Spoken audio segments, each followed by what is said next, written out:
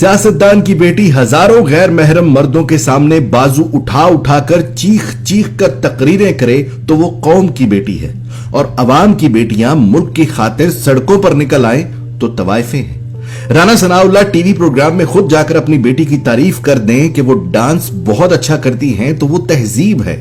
और अवाम की बेटियां अगर मिली नगमों पर झूम लें तो वो ठुमके लगाती हैं।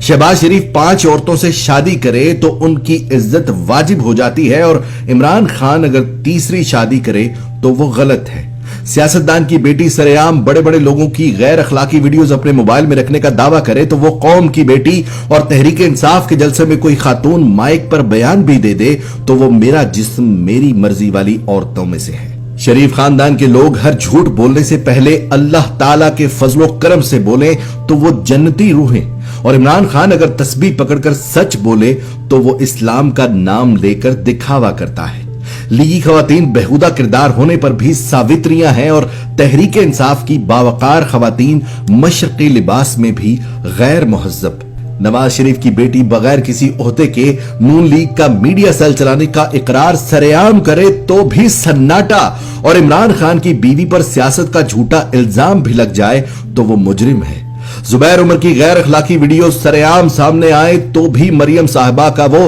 राइट हैंड है, और मुराद सईद पर रेहाम खान अपनी गंदी किताब में कोई बेहुदा अल्फाज लिख दे तो वो सच है। नशे का कारोबार करने वाला हनीफ अब्बासी फरिश्ता है, और इमरान खान जो 70 साल बाद भी नौजवान नजर आता है उस पर नशा करने का इल्जाम लगा दिया जाए तो वो सच है।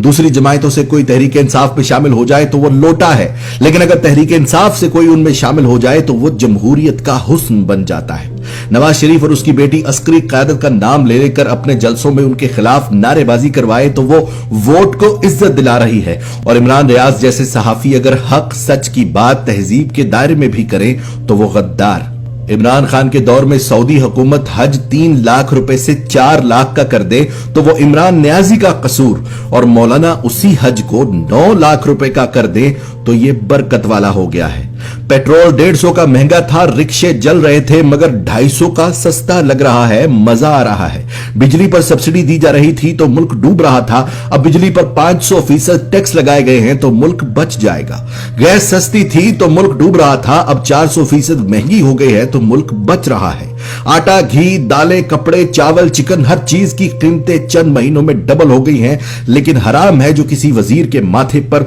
शिकन तक आई हो। इसके बावजूद कोई इनको अगर चोर कह दे तो अखलाकियात का दर्स भी देते हैं। आली जनाब, हम अखलाकियात का दर्स उनसे नहीं लेना चाहते जो खुद किसी की मां बहन को ट्रैक्टर ट्रॉली कहते हो, जो कौम की बेटियां सड़कों पर निकले तो उन्हें नाचने वाली कहते हो, जो बेनजीर की जाली नंगी तस्वीर हेलीकॉप्टरों से फेंकते हो, जो मॉडल टाउन जैसे वाकयात में हामला औरतों के मुंह पर गोलियां मारते हो, जो अपनी बेटी के डांस को तो तमगा इम्तियाज दे और दूसरों की बेटियों के नारों को भी फहाशी कहते हो, उनसे हमें अखलाकियात नहीं सीखनी। चंद गुलामी के असीरों के अलावा पूरी कौम जान चुकी है कि आप कितने अखलाक वाले हैं, आप कितने मोमिन हैं।